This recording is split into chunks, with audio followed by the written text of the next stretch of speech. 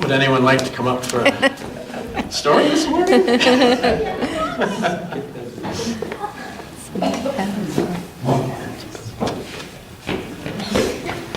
Wow, that's a big bowl of Cheerios this morning.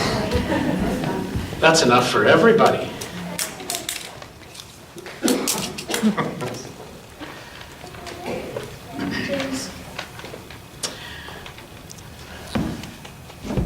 So, here we are again, 345 days until Christmas? And we're telling the story that I tell pretty much every year about 345 days before the next Christmas. And it's one of those stories that begins with this cloth that tells us we're in the dry land, in the Holy Land, in the place where Jesus was born and lived and would come to teach people about God and about love. You have a question? Maybe there's another Holy Land? You know, I think there's a lot of Holy Lands. Yeah, I think that's a really good observation. So this story begins in a little place called Nazareth.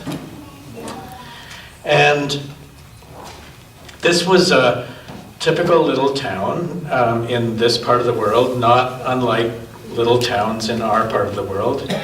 And there were a fair number of people that lived there.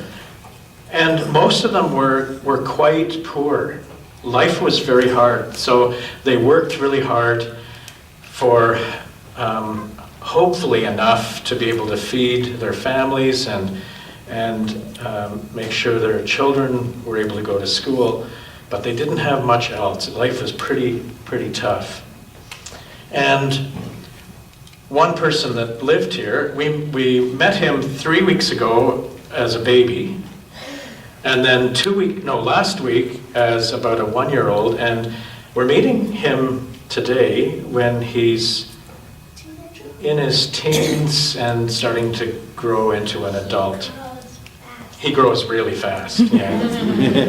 And he lived in this town, and he had the same experience. There wasn't a lot of money, people were poor, and life was really, really hard. And his name was Jesus, as you probably guessed, and like all the people in this community pretty much, he was Jewish. That's how he was raised. So that's the religious life that he had, and he was taught all 600 and so laws about how to live. And he believed in God just the way all the other people did. But he saw how hard life was, and he wasn't happy. He felt that there should be something more. And by the time he was an adult, he was feeling that he needed to try and figure out what it was that was missing, why he didn't feel really good about life for himself and for the people that he loved. And he heard about, way out in the desert, near a river called the Jordan. I'm just going to run it right through here. A blue river. And he heard about this guy named John, who was out there, and apparently he had found something new, a new way to live that made him feel way better about his life. And lots of people were leaving their towns and their villages and the cities and coming out to spend time in the desert with John. And he would say to them, you need to change your life, and if you change your life, you're going to feel better about what you do and how you live. And when they decided to do that, he would take them out into the river and plunge them under, and they would come up feeling that this is the start of a new way to be. Well, Jesus heard about him and thought, I'm going to go out and just see what this is about. And so he spends time out here with John, and he stays, we figure, quite a long time. And he really liked what John had to say about God, that there's a different way to live than just all these rules that you had to follow. And he realized that what was different was that it was about love, that you had to learn to love all the time, not just when it was easy. You had to learn to love all the time, even people that were hard to love. And Jesus decided that he was going to commit his life, the rest of his life, to loving all the time, everywhere, everybody he met. And so he asked John to baptize him. And so John went out into the river, and Jesus went out with him, and John plunged him down under the water. And as he came up, soaking wet,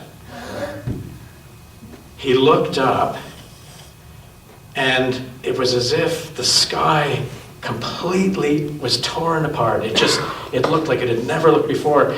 And he felt this spirit coming down on him. And it's described in the story as being like a dove.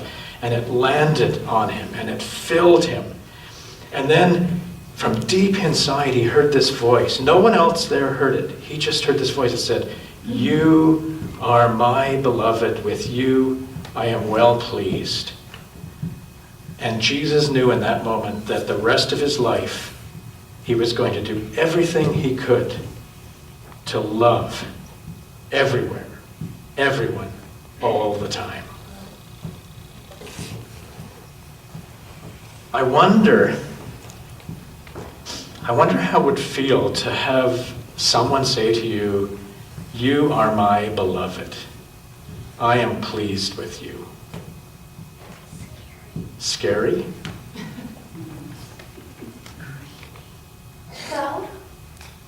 Proud? Yeah. This, for me, was the beginning of Jesus' light shining really bright in the world. We sang that song this morning, "Shine Light Shine." And I wonder what would make our light shine, each of us. What's that? A new chicken would make your light shine.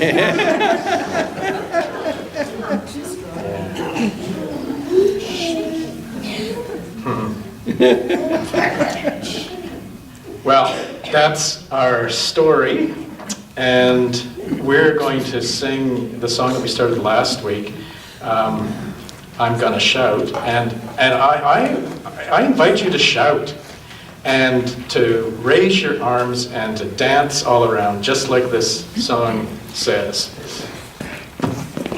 Or not.